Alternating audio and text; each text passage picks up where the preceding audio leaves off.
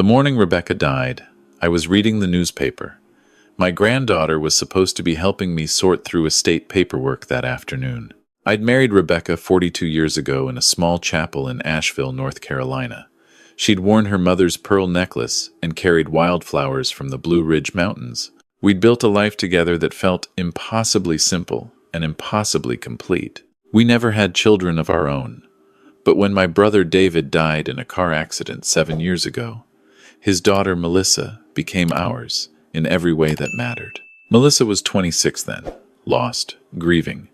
Rebecca opened our home without hesitation. We helped her finish graduate school, celebrated when she landed her first real job as a financial analyst, watched her transform from a broken young woman into someone confident and capable. She started calling our house on Magnolia Street her home. She kept a bedroom here. Sunday dinners became sacred. Rebecca died on a Thursday. Pancreatic cancer. 6 months from diagnosis to the end, and even with all that time to prepare, I wasn't ready. The funeral was on Saturday. The church was standing room only. Rebecca had taught piano lessons for 30 years. Every student she'd ever had seemed to be there. Melissa sat beside me in the front pew, holding my hand.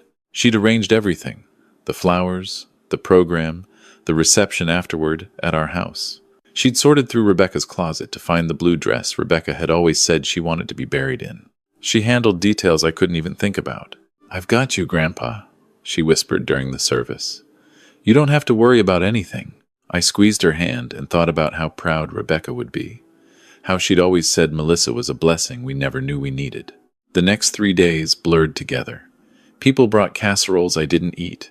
Cards arrived in the mail with words that meant well, but couldn't touch the emptiness. I wandered through our house, Rebecca's presence everywhere. Her reading glasses on the side table, her coffee mug in the sink, the piano in the living room that nobody would ever play quite the same way. Melissa checked on me twice a day, brought groceries, helped me figure out which bills needed paying. She'd taken a week off work, she said, to make sure I was okay. On Tuesday morning, exactly 5 days after Rebecca's funeral, my phone rang at 7:30. I almost didn't answer. I'd been avoiding calls, letting them go to voicemail, not ready for another round of condolences. But something made me pick up. "Mr. Brennan? This is Victor Kowalski. I'm Rebecca's estate attorney." I sat down at the kitchen table. "Yes, I remember. We met briefly after the funeral. I apologize for calling so early." His voice was careful. "But I need to see you today, this morning, if possible, in person." "Is something wrong with the will?" There was a pause. "I'd prefer to discuss this face to face. Can you come to my office? Say, 9 o'clock? I looked around the empty kitchen. I had nowhere else to be. "I suppose so." "Good. And Mr. Brennan?" Another pause, longer this time. "Please don't mention this call to anyone. Not yet. I'll explain when you get here." The line went dead before I could ask what he meant. Victor's office was in downtown Asheville, in one of those old buildings on Patton Avenue with crown molding and creaky hardwood floors. The receptionist led me to a conference room overlooking the street. Victor was already there, a man in his mid-50s with silver hair and reading glasses perched on his nose. He stood when I entered. "Thank you for coming, Mr. Brennan." He gestured to a chair. "Can I get you coffee? Water?" "I'm fine." I sat down, studying his face. He looked tired, worried. "What's this about?" He closed the door, then sat across from me. Between us on the table was a thick manila folder. "I've been Rebecca's attorney for 15 years, he began. "She trusted me with everything: her will, her financial planning, her business records, from when she ran the piano studio as an LLC. He touched the folder, but didn't open it. About 4 months ago, she came to see me. She was concerned about some irregularities she'd noticed. My chest tightened. What kind of irregularities? Financial ones. Rebecca was meticulous about her accounts. You know that. She balanced her checkbook to the penny every month. I nodded. It was true. Rebecca had been the organized one in our marriage. She started noticing small discrepancies. A withdrawal here that she didn't remember making. A transfer there to an account she didn't recognize. At first, she thought it was her mistake.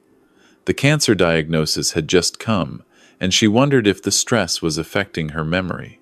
But it wasn't her mistake. No. Victor opened the folder. Inside were bank statements, highlighted in yellow. She asked me to investigate quietly. She didn't want to alarm you while you were both dealing with her diagnosis. She thought maybe it was identity theft, something we could handle discreetly. He slid the first page toward me. It was a statement from our joint checking account. 3 withdrawals, each for $500, marked in yellow. These were made at an ATM on Tunnel Road, Victor said. Rebecca didn't make them. You didn't make them. But someone with access to your ATM card did. I stared at the dates. January, February, March. I don't understand. Our cards were never stolen. No. But someone close to you would know where you kept them. Someone who'd been in your house many times. Someone you trusted completely. The room suddenly felt very cold. Victor pulled out more statements. It started small. ATM withdrawals. Then it escalated. Transfers to a Venmo account. Online purchases that were immediately refunded to a different account. Checks written for household expenses that never went to any household vendor. How much are we talking about? Over the past 18 months? He met my eyes. $63,000. The number hit me like a physical blow. I gripped the edge of the table. 63,000? Rebecca discovered most of this in her last month. She was going through everything, putting her affairs in order. That's when she realized how extensive it was. She documented everything, traced every transaction. And then she found this. He pulled out a printout of an Instagram account. The profile picture showed a young woman I recognized immediately. Melissa. But the photos below were nothing I'd ever seen. Melissa in Las Vegas. Melissa at expensive restaurants. Melissa wearing designer clothes I knew she couldn't afford on her analyst salary. Melissa with a man I'd never met, both of them laughing on what looked like a yacht. The timestamps on the photos matched the dates of the withdrawals. Rebecca hired a private investigator. Victor continued quietly. She had to know for sure. She had to know if. He trailed off, then started again. The investigator confirmed that Melissa has a gambling problem. Online poker, mostly. Some sports betting. She's been losing steadily for 2 years. She's approximately $90,000 in debt to various creditors and at least one loan shark. I couldn't speak, couldn't move. The man in the photos is Marcus Shepard. He introduced her to high-stakes gambling. He's currently under investigation for fraud in 3 states. Melissa has been using your money to try to dig herself out of the hole. But she keeps gambling, and the hole keeps getting deeper. I looked at the photos again. Melissa's smile in the pictures looked manic, desperate. Nothing like the granddaughter who'd held my hand at the funeral. Why didn't Rebecca tell me? Victor's expression softened. She wanted to. But she was dying, Mr. Brennan. She had maybe 6 weeks left when she figured this out. She spent her last days deciding what to do. She didn't want to burden you with this while you were watching her die. She thought maybe Melissa would stop after she was gone. Maybe it was just a phase. He pulled out a sealed envelope. My name was written on it in Rebecca's handwriting. She left this for you. She wanted you to have it after the funeral, once you'd had time to grieve. She made me promise to give you the evidence first, and then this letter. My hands shook as I took the envelope. I turned it over, not ready to open it. There's one more thing, Victor said. Rebecca changed her will 3 weeks before she died. She left you everything, as expected, but she added a codicil. Melissa gets nothing, not $1.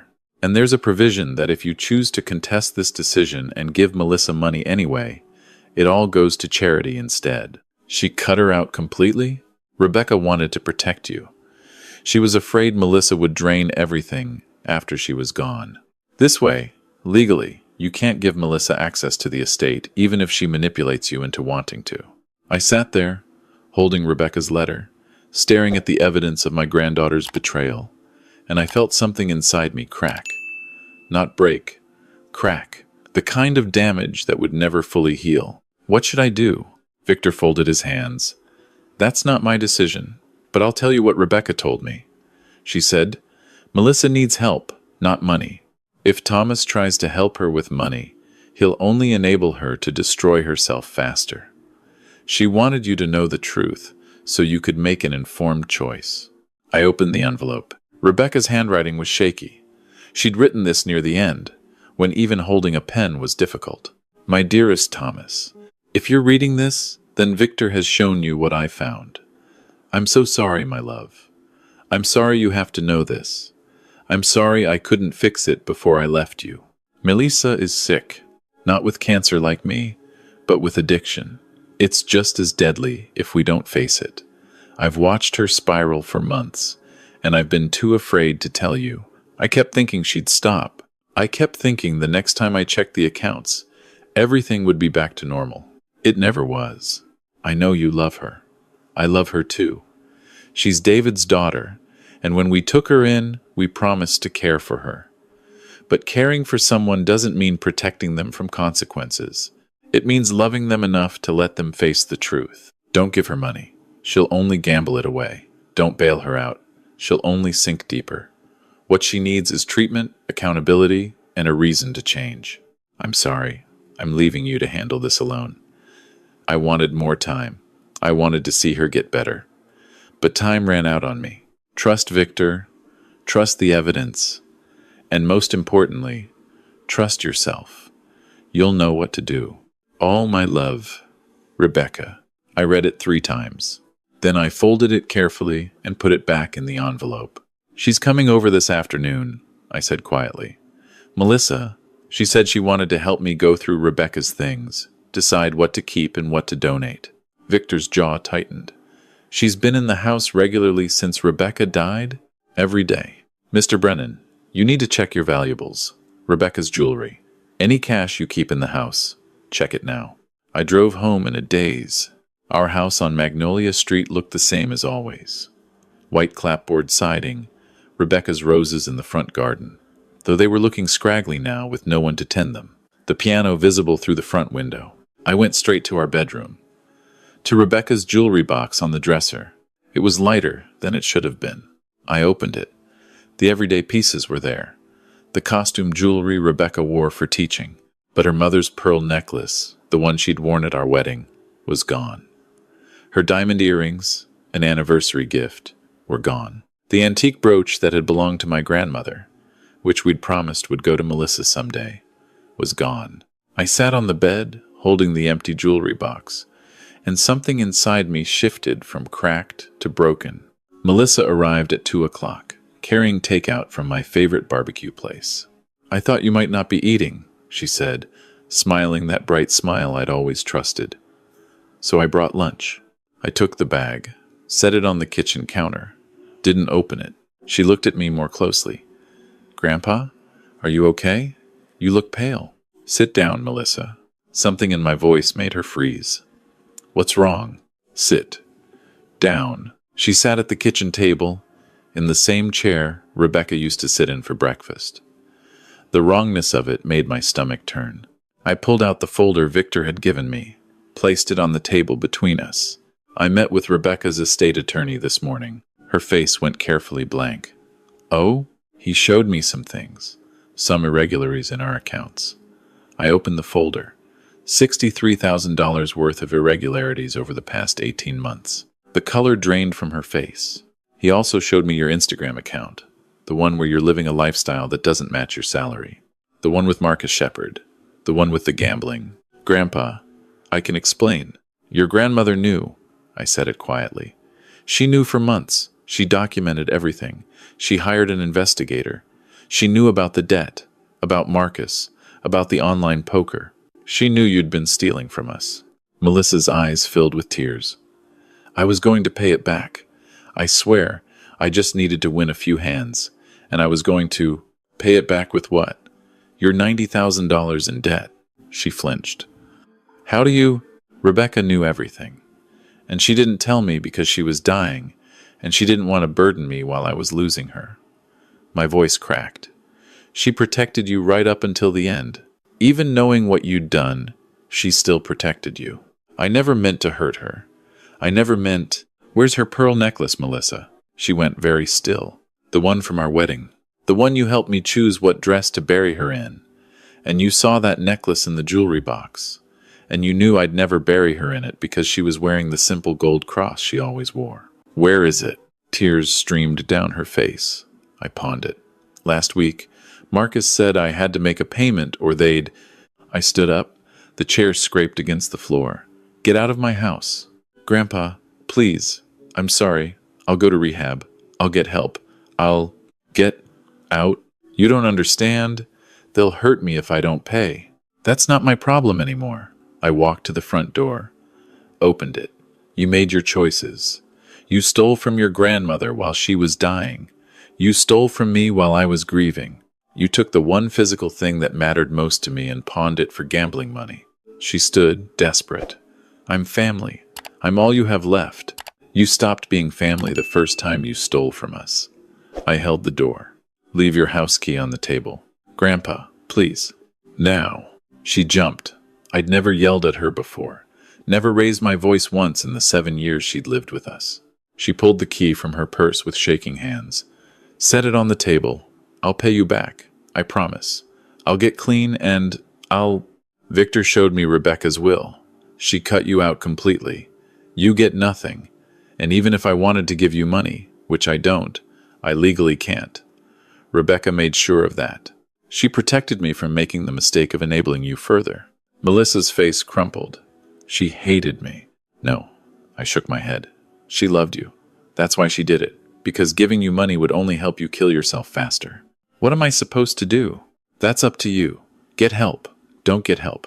Keep gambling until Marcus's loan shark friends do whatever they do. I don't care anymore. You don't mean that.